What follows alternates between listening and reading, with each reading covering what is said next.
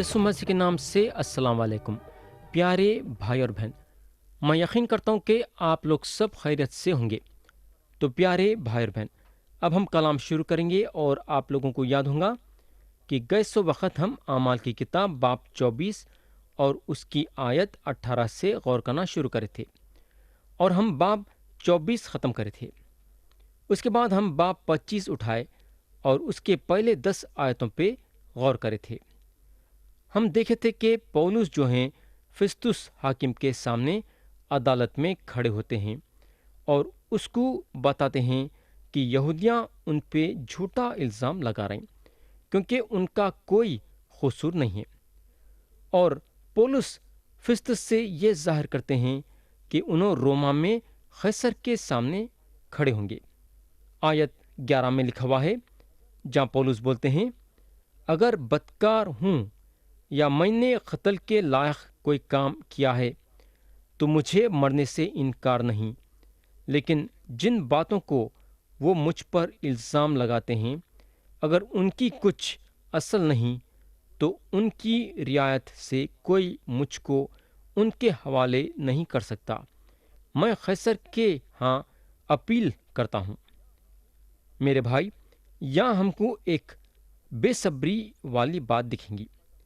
इंसाफ की बात जब पैदा होती थी तो रोमा के वैसा इंसाफ करने वाला कोई मुल्क नहीं था। याद रखो ये बात। रोमा में सही तरीके का इंसाफ होता था और पौलुस अख्तियार रखने वालों की इज्जत करते थे। लेकिन यहाँ अगर हम देखेंगे तो उनका इंसाफ सही तरीके से नहीं हो रहा था। तो उन्होंने यहाँ अपील करते हैं कि उन्होंने कैसर के सामने खड़ना चाहेंगे। रोमी आदमी होते हुए खुदा चाहता था कि पौलुस अपने हक का इस्तेमाल करना। प्यारे भाई और बहन, ये गौर करना हमारे लिए ज़रूरी है कि खुदा थोड़े लोगों को एक तरीक़े से आगे ले लेके बढ़ता और थोड़े लोगों को एक तरीक़े से आगे ले लेके बढ़ता। एक साहब बता रहे थे कि उन्होंने एक मियाँ और बीवी को जानते थे जो कि यीशु मसीह में बहुत ही मजबूती के साथ आगे बढ़े थे। खुदा उन लोगों को बेहद जिस्मानी बरकत दिया। ये मियाँ बीवी को कोई चीज़ की कमी नहीं थी। हर चीज़ इनके पास इफरात से थी। ये मियाँ और बीवी एक बेहतरीन घर बनाए। तो मियाँ जो है ये साहब को बोलने को लगा कि खुदा मेरे को इतना अच्छा घर दिया है।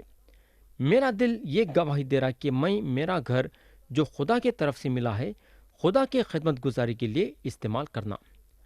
तो जब ये मियाँ ये साहब को ये बात बताए तो ये साहब जो हैं मियाँ को बोलने को लगे, तुम घर जाके इत्मीनान से सो जाओ, तुमको फिक्र करने की ज़रूरत नहीं है क्योंकि खुदा की मर्ज़ी है कि तुम्हारा घर खुदा की खिदमत गुजारी के लिए इस्तेमाल करना।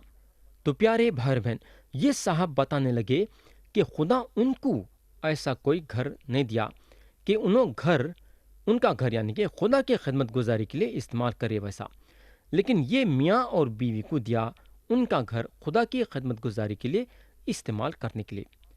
तो मेरे दोस्त, खुदा आपके लिए क्या करा है? जो भी है आप खुदा की खिदमत गुजारी के लिए इस्तेमाल करना चाहिए।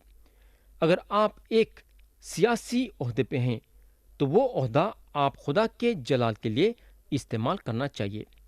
अगर खुदा आपके हाथ में हुनर दिया है तो वो हुनर आप खुदा के जलाल के लिए इस्तेमाल करना चाहिए।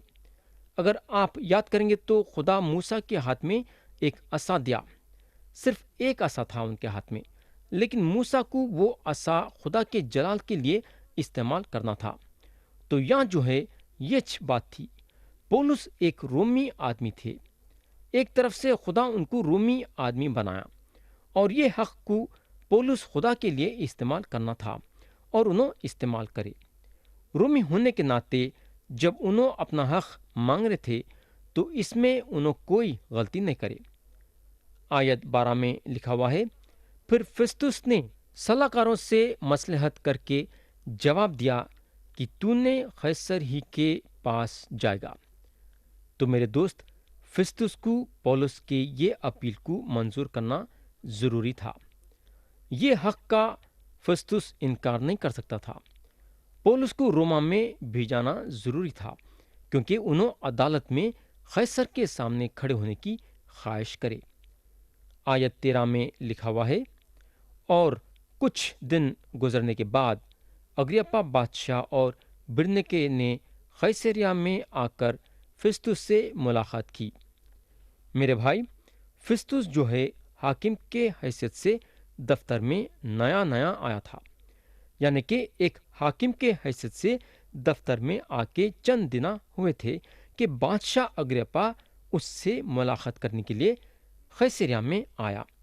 ये शक की बात नहीं कि सियासी लोग एक दूसरों के साथ मिलके काम करते हैं। सारे सियासी लोग एक ही पार्टी के हैं। तो बादशाह अग्रिप्पा फिस्तुस से मुलाकात करने आया। आयत 14 और 15 में लिखा हुआ है, और उनके कुछ अरसा वहां रहने के बाद फिस्तुस ने पौलुस के मुकदमे का हाल बादशाह से ये कहकर बयान किया कि एक शख्स को फेलिक्स कैद में छोड़ गया है। जब मैं यरूशलेम में था तो सरदार काहिनों और यहूदियों के बुजुर्गों ने उसकी फरियाद की और सज़ा के हुक्म की दरख्वास्त की।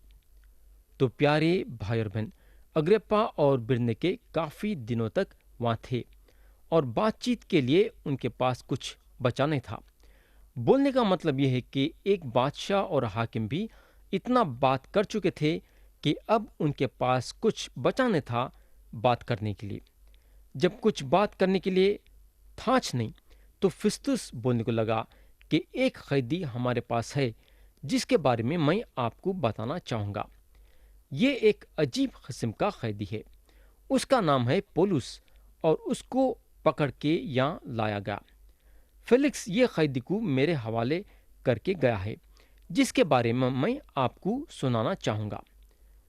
आयत 16 में लिखा हुआ है, उनको मैंने जवाब दिया कि रोमियों का ये दस्तूर नहीं कि किसी आदमी को रियायतन सज़ा के लिए हवाले करें जब तक कि मुद्दे इलाही को अपने मुद्दों के रूबरू होकर दावा के जवाब देने का मौका ना मिले। तो प्यारे भाई और बहन, कैदी को जो है रोमा हुकूमत पूरा मौका देती थी अपने बचाव के लिए बात करने के लिए। बगैर पूछताछ के सज़ा का हुक्म देना ना इंसाफ की बात थी। हालांकि यहूदियाँ चाहते थे कि पौलुस का फैसला जल्द से जल्द होना, मगर ये नहीं होने की बात थी। सही गवाहों का होना ज़रूरी था और गवाहों की गवाही भी मजबूत होना ज़रूरी था। आयत 17 से 19 में लिखा हुआ है, बस जब वो यहाँ जमा हुए तो मैंने कुछ देर ना की, बल्कि दूसरे ही दिन तख्ते अदालत पर बैठकर उस आदमी के लाने का हुक्म दिया। मगर जब उसके मुद्दई खड़े हुए तो जिन बुराइयों का मुझे गुमान था उनमें से उन्होंने किसका इल्ज़ाम उस पर ना लगाया, बल्कि अपने दिन और किसी शख्स यीशु की बाबत उससे बहस करते थे जो मर गया था और पौलुस उसको जिंदा बताता है। तो बात बोझ है, यानी कि मुर्दों में से जी उठने के बारे में। तो यहाँ हम ये जान सकते कि पौलुस मसीह के मुर्दों में से जी उठने के बारे में बात करे, जिसके वजह से फिस्तुस जो अग्रिप्पा के सामने मसीह के जिंदा होने के बारे में बता रहा था। पौलुस में एक खूबी ये थी कि उन्होंने हमेशा ये याद रखते थे कि उनको जो है लोगों को मसीह की मौत और मुर्दों में से जी उठने के बारे में बताना है। आयत 20 से 22 में लिखा हुआ है, चुनांची मैं इन बातों की तहकीकात की बाबत उलझन में था, इसलिए उससे पूछा, क्या तू यरूशलेम में जाने को राजी है कि वहाँ इन बातों का फैसला हो? मगर जब पौलुस ने अपील किया कि मेरा मुकदमा शहंशाह की अदालत में फैसल हो, तो मैंने हुक्म दिया कि जब तक उसे कैसर के पास ना भेजूं वो कैद रहे। अग्रिप्पा ने फिस्तुस से कहा, मैं भी उस आदमी की सुनना चाहता हूँ। उसने कहा कि तू कल सुन लेगा। प्यारे भाई और बहन, جو الزامہ یہودیاں پولس پہ لگائے وہ الزاموں کے مطابق پولس قتل کے لائق تھے، مگر یہ الزام صرف منہ سے نکلتے تھے، مگر کوئی ثبوت نہیں کر سکتا تھا، یعنی کہ ثابت نہیں کر سکتا تھا کہ کیونکہ یہ الزامہ جھوٹے تھے۔ میرے بھائی، یاد رکھو کہ جھوٹے الزامہ لگانا ہمارے لیے آسان ہے، مگر اس کو ثابت کرنا بڑی مشکل کی بات ہے۔ اور یہ لوگ الزام تو پولس پہ لگائے تھے، لیکن ثابت کرنے کے لیے ان کے پاس باتیں نہیں تھے۔ پولس کوئی ایسا کام نہیں کرے تھے جس سے قتل کے لائق ٹھہرے، یا پولس یہ اپیل کرے کہ انہوں قیصر کے سامنے کھڑنا چاہتے ہیں تو ایسے قیدی کے ساتھ کیا کرنا چاہیے۔ تو فستس جو ہے اس معاملے میں اگرپیا سے مدد مانگنا چاہتا تھا۔ پیارے دوست، میرا خیال یہ ہے کہ اگرپا جو ہے پولس کے بارے میں سن چکا تھا اور اس کو خواہش ہوئی پولس کے منہ سے باتیں سننے کے لیے۔ تو اگرپا جو ہے پولس پہ جو الزام لگائے تھے وہ الزاموں کے بارے میں اور بھی جاننا چاہتا تھا اور یہ دیکھنا چاہتا تھا کہ پولس یہ الزاموں کا مقابلہ کیسا کرتے ہیں۔ تو بیٹھک بلائی گئی۔ یہ ایک دلچسپی کی بات ہے کہ ایک بادشاہ اور ایک حاکم کیسا بیٹھک کا انتظام کرے۔ اگر ہم دیکھیں گے تو یہ بادشاہ اور حاکم خدا کے طرف سے جو نبوت دی گئی تھی وہ نبوت کو پوری کر رہے تھے، مگر بات یہ ہے کہ نبوت تو پوری کر رہے تھے، مگر ان لوگاں یہ نہیں جان رہے تھے کہ ان لوگاں نبوت پوری کر رہے ہیں۔ خدا بول چکا تھا کہ پولس بادشاہوں کے اور حکومتوں کو چلانے والوں کے سامنے کھڑے ہوں گے، اور وہ بات یہاں پوری ہو رہی تھی۔ آیت 23 میں لکھا ہوا ہے، پس دوسرے دن جب اگرپا اور برنکے بڑی شان و شوکت سے پلٹن کے سرداروں اور شہر کے رئیسوں کے ساتھ دیوان خانے میں داخل ہوئے تو فستس کے حکم سے پولس حاضر کیا گیا۔ پیارے بھائی بہن، اب آپ سوچ سکتے کہ یہ کیسی تصویر تھی ہوں گی۔ بادشاہ اور حاکم پولس کے باتیں سننے کے لیے بیٹھے تھے۔ میں یقین کرتا ہوں کہ پولس پوری طرح سے تیار تھے مسیح کے بارے میں بتانے کے لیے۔ تو پولس زنجیروں میں جکڑے ہوئے بادشاہ اور حاکم کے سامنے کھڑے ہیں۔ پیارے دوست، کیا آپ سوچ سکتے کیا کہ کوئی بھی پیغام دینے والے کو بادشاہ اور حاکم کے سامنے پیغام دینے کا موقع ملا ہوگا کیا؟ سوچو تھوڑی دیر کے لیے۔ لیکن یہاں پولس کو پورا موقع ملا بادشاہ اور حاکم کے سامنے یسوع مسیح کی منادی کرنے کے لیے۔ فستس جو ہے اگرپیا سے مدد مانگنا تھا تاکہ کچھ ایسی بات اس کو ملے کہ وہ بات قیصر کو لکھ کے پولس کو بھیجائے ویسا۔ آیت 24 سے 27 میں لکھا ہوا ہے، جو کہ یہ باب کے آخری آیتیں ہیں۔ پھر فستس نے کہا، اے اگرپا بادشاہ اور اے سب حاضرین، تم اس شخص کو دیکھتے ہو جس کی بابت یہودیوں کی ساری گروہ نے یروشلم میں اور یہاں بھی چلا چلا کر مجھ سے عرض کی کہ اس کا آگے کو جیتا رہنا مناسب نہیں، لیکن مجھے معلوم ہوا کہ اس نے قتل کے لائق کچھ نہیں کیا، اور جب اس نے خود شہنشاہ کے ہاں اپیل کیا تو میں نے اس کے بھیجنے کی تجویز کی۔ اس کی نسبت مجھے کوئی ٹھیک بات معلوم نہیں کہ سرکار عالی کو لکھوں، اس واسطے میں نے اس کو تمہارے آگے اور خاص کر اے اگرپا بادشاہ تیرے حضور حاضر کیا ہے، تاکہ تحقیقات کے بعد لکھنے کے قابل کوئی بات نکلے، کیونکہ قیدی کے بھیجتے وقت ان الزاموں کو جو اس پر لگائے گئے ہوں ظاہر نہ کرنا مجھے خلاف عقل معلوم ہوتا ہے۔ تو پیارے بھائی اور بہن، یہاں ختم ہوا باب 25، اور اب ہم اٹھائیں گے باب 26۔ ہم پڑھیں گے آیت 1۔ اگرپا نے پولس سے کہا، تجھے اپنے لیے بولنے کی اجازت ہے۔ پولس ہاتھ بڑھا کر اپنا جواب یوں پیش کرنے لگا کہ میرے دوست، پولس کا اگرپا کے سامنے کھڑے ہونا ان کے خدمت گزاری کا سب سے اونچا درجہ تھا، کیونکہ خدا کا ارادہ ان کے لیے یہ تھا کہ انہوں بادشاہوں اور حکومت کرنے والوں کے سامنے کھڑے ہو کے یسوع مسیح کے بارے میں بتانا، اور یہاں خدا کا وہ ارادہ پولس کے زندگی میں پورا ہو رہا تھا۔ یہ پکی بات ہے کہ یہ خدا کی مرضی تھی کہ پولس جو ہیں اگرپا کے سامنے کھڑے ہونا۔ اگرپا کے سامنے پولس پیغام شروع کرنے سے پہلے ہم کو کئی باتوں پہ غور کرنا ضروری ہے۔ پہلی بات یہ کہ میں آپ لوگوں کو یہ بتانا چاہوں گا کہ پولس یہاں فستس یا اگرپا کے حساب دے نہیں ہے، یہاں جو ہے کوٹ جمع نہیں ہے پولس کا فیصلہ کرنے کے لیے۔ پولس اپنے بچاؤ کے لیے اگرپا کے سامنے لائے نہیں گئے ہیں، انہوں یہاں اپنے بچاؤ کے لیے نئی بات کرنے والے ہیں، بلکہ مسیح کی خوشخبری سنانے کے لیے یہاں کھڑے ہوئے ہیں، کیونکہ پولس جو ہیں قیصر کو اپیل کر چکے تھے کہ انہوں قیصر کے پاس جا کے اپنا مقدمہ لڑیں گے، تو بادشاہ اگرپا ان کو قصوروار نہیں ٹھہرا سکتا تھا۔ اور یہ شک کی بات نہیں ہے، بلکہ حقیقت ہے کہ پولس جو ہے فستس کے ہاتھ میں اب نہیں ہے۔ فستس جو ہیں پولس کا فیصلہ نہیں کر سکتا تھا، کیونکہ پولس قیصر کو اپیل کر چکے ہیں۔ اگرپا یا فستس پولس پہ الزام نہیں لگا سکتے، نہ تو ان لوگوں کا حق بنتا پولس پہ الزام لگانے کے لیے، نہ اگرپا یا فستس پولس کو آزاد کر سکتے۔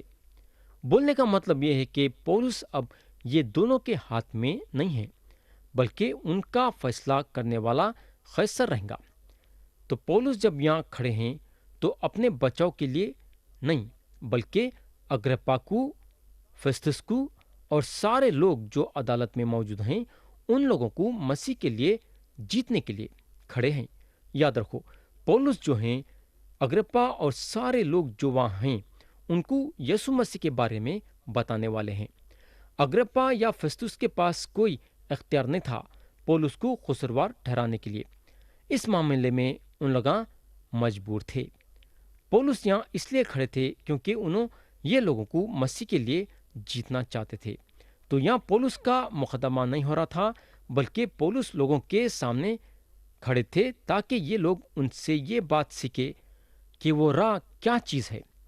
ہو سکتا ہے کہ راہ کے بارے میں فستس اور اگرپا بھی گفتگو کرے ہوں گے۔ اگرپا جو ہیں فستس کو بولا ہوں گا کہ میں بھی یہ راہ کے بارے میں سنا ہوں، لیکن میں یہ راہ کے بارے میں اور بھی جاننا چاہتا ہوں۔ تو پیارے بھائی اور بہن، کئی لوگ آج تک مسیح کے بارے میں پیغام دیے ہیں، مگر پولس کے ویسا کسی کو موقع نہیں ملا ہوگا ایک بادشاہ اور حاکم کے سامنے کھڑے ہو کے مسیح کے بارے میں بتانے کے لیے، لیکن یہاں پولس کو یہ موقع ملا۔ پیارے بھائی بہن، اب ہم آیت 2 اور 3 پڑھیں گے، لیکن میں چاہوں گا کہ آیت 1 سے شروع کریں گے۔ تو ہم پڑھیں گے آیت 1 سے 3 تک۔ لکھا ہوا ہے، اگرپا نے پولس سے کہا، تجھے اپنے لیے بولنے کی اجازت ہے۔ پولس ہاتھ بڑھا کر اپنا جواب یوں پیش کرنے لگا کہ اے اگرپا بادشاہ، جتنی باتوں کی یہودی مجھ پر نالش کرتے ہیں، آج تیرے سامنے ان کی جواب دہی کرنی اپنی خوش نصیبی جانتا ہوں، خاص کر اس لیے کہ تو یہودیوں کی سب رسموں اور مسلوں سے واقف ہے۔ پس میں منت کرتا ہوں کہ تحمل سے میری سن لے۔ تو پیارے بھائی اور بہن، پولس ایک ایسے آدمی کا سامنا کر رہے ہیں جو یہ سمجھنے کی طاقت رکھتا ہے کہ انہوں کیا بول رہے ہیں۔ اگرپا ایک ہوشیار آدمی ہے اور انہیں موسیٰ کی شریعت سے واقف ہے، اور اس کو یہودیوں کے رسم و ریتوں کے بارے میں بھی پتہ ہے۔ پولس کو اس بات سے خوشی ہو رہی ہے کہ انہوں ایک ایسے آدمی کے سامنے کھڑے ہو کے بات کرنے جا رہے ہیں جو سب کچھ یہودیوں کے بارے میں اور مسیح کے راہ کے بارے میں جانتا ہے۔ مگر ہم کو معلوم ہونا چاہیے کہ پولس موسیٰ کی شریعت میں حد سے زیادہ واقف تھے، مگر اب پولس مسیح سے ملاقات کر چکے تھے۔ ان کے لیے اب شریعت ایک نیا مطلب رکھتی ہے۔ پولس کی جان اب نئے روشنی سے بھری ہوئی ہے۔ اب پولس یہ دیکھتے ہیں کہ راز بازی کے لیے مسیح جو ہیں شریعت کی آخرت ہے۔ اب ان کو معلوم ہے کہ انہوں جو خدا سے مانگے ہیں خدا ان کو دیا ہے۔ ان کو معلوم ہے کہ خدا ایک اچھا خدا ہے اور مسیح کے ذریعے سے خدا فضل و کرم ہے۔ پولس چاہتے ہیں کہ بادشاہ اگرپا یہ بات کو جانے، تو پولس جیسا بات کرتے ہیں ویسا ان کی جان اس بات سے بھر جا رہی ہے کہ اگرپا اور سارے لوگ جو عدالت میں بیٹھے ہیں یسوع مسیح کے پہچان میں آ جانا۔ تو یہ ان کی ایک زبردست خواہش تھی، حالانکہ کئی سو لوگ وہاں عدالت میں بیٹھے ہوں گے پولس کے منہ سے یہ پیغام سننے کے لیے، لیکن پولس صرف ایک آدمی سے بات کر رہے ہیں اور وہ آدمی ہے بادشاہ اگرپا۔ انہوں یہ آدمی کو مسیح کے لیے جیتنا چاہتے ہیں۔